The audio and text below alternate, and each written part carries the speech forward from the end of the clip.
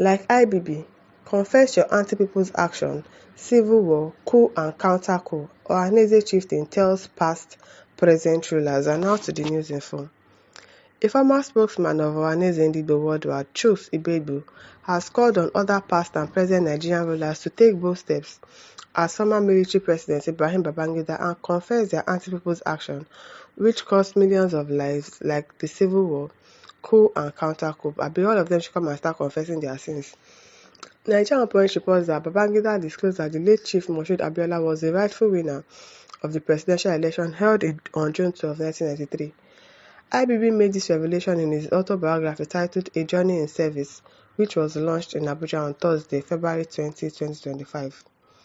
During the book review conducted by former Vice President Professor Yemi Osinbajo, Babangida stated that MKO Abiola, who ran for the presidency under the Social Democratic Party SDP, garnered both the highest number of votes and the necessary geographical distribution to assume the presidency, and yet you annulled it. Yet you annulled it.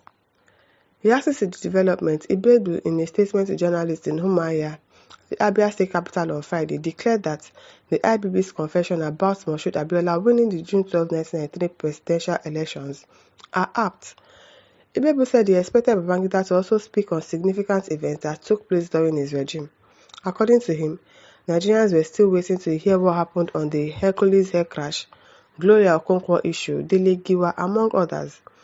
He challenged the country's past civilian and military leaders to take a cue by explaining to Nigerians how Nigeria's wealth was utilized or mismanaged under their watch.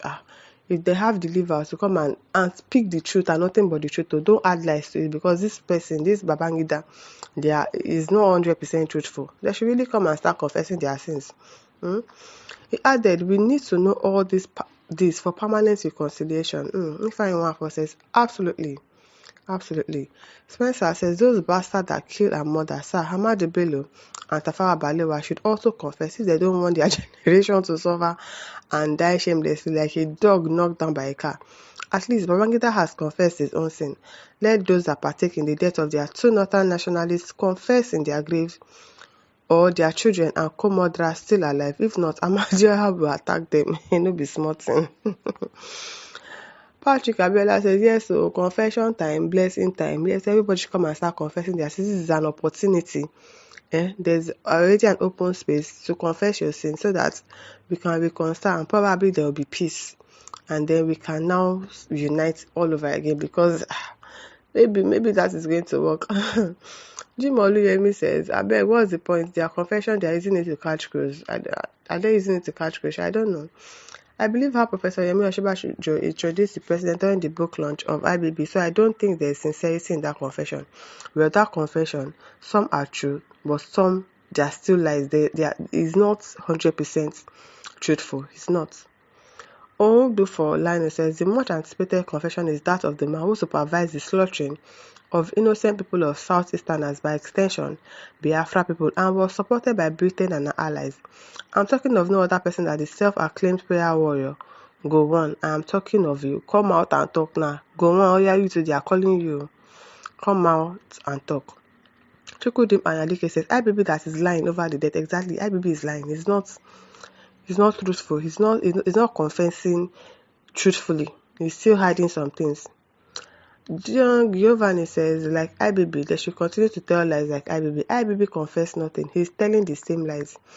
And he's saying some truth, but he's obviously hiding some other things as well. He's not 100% truthful. Inoma OBGP says, that is the only thing that can think of bringing Nigeria together, if they can do it. I don't know. LK Mofola says, Fulani people finished Nigeria long ago. Clearance Odoemena says, but my question still remains, if Alhaji Bashir Tofa had won that election, would he have annulled it? No, he would not. He would not have annulled it, but because it was Abiola, he annulled it. And you're not coming, they're not clapping for you. Aminu Abdulkarim says, as far as I'm concerned, there will never be an authentic narration of what truly happened, for who he spoke against are all dead. Exactly. If these confessions in the book was out when they were alive, we could have known the truth, because those ones will come out and say, no, you are lying against me, or yes, what you said is the truth. Like, for example, Sani Abacha is not alive to defend himself of IBB's allegation in the book. For sure, everyone alive then knew MK Abiola won that election. However, there are some areas that are still oblique until the day of judgment. Yes, so until the day of judgment, though. Sheikh Don Joshua says IBB wants to blame and set others against the populace to absolve himself of any blame, but he remains the evil genius we have always known. Nothing has changed. Nothing has changed, really. He didn't really say anything truthfully. Lawal Yakubu says IBB has not confessed anything. He only heaped the blame for everything bad and ugly that happened during his presidency on Abacha, a dead man who cannot defend himself, and retain the good for himself and his wife Miriam Oga IBB. As the president and CNC, you must bear the responsibility for every single thing that happened under your leadership, the good, the bad, and the ugly, not just the good, and then shift responsibility for the bad and ugly onto others. That's exactly what he's doing. That is what he's doing. Ogbeni Ajuba says Babangida is here to confess. During his regime, civilians and military lost their lives. The judiciary and the security agency was corrupted, mismanagement of Nigeria treasuries, etc. Tinubu should also get ready for his confession. Wahala, he should also get ready. Okay now. Okon Akpabio says very soon Obasanjo will write his own autobiography, and I would like him to explain why he wanted to kill General Gowon.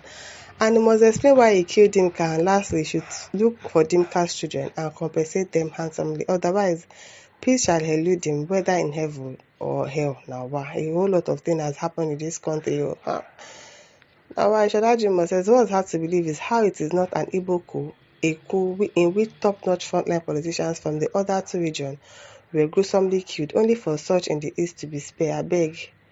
Na Igbo coup, what's this one saying? Go shut up your mouth. Babawale says a man like IBB, in face of annulment of June 12, several killings of innocent Nigerians, shouldn't be living and beating his chest arrogantly to tell Nigerians the evils and atrocities they committed while in office. Yet I saw a full hall showing people who attended the launch of the encyclopedia of lies called book. It is rather unfortunate that former VP reduced himself by being the evil book reviewer. I'm telling him he was the one that reviewed the book. That's the Yemi Oshibajo. By all standards, people like IBB should not be living in the face of killing of innocent Nigerians during his reign. He's supposed to be from that place that they are supposed to carry him and go to the prison. Ishola Jimo says, believe IBB at your own peril. Now, so, believe him at your own peril. It is well. That man is not speaking the truth, really. He's not. Ifema Onachuku says, has IBB truly finished his confessions? I don't think so. I don't think people have really scrolled through the 440 something page of the book. Maybe. So, my listeners, over to you. Leave your thoughts in the comment section. Don't forget to like, to share, and subscribe. Thank you for listening. See you some other time. Bye.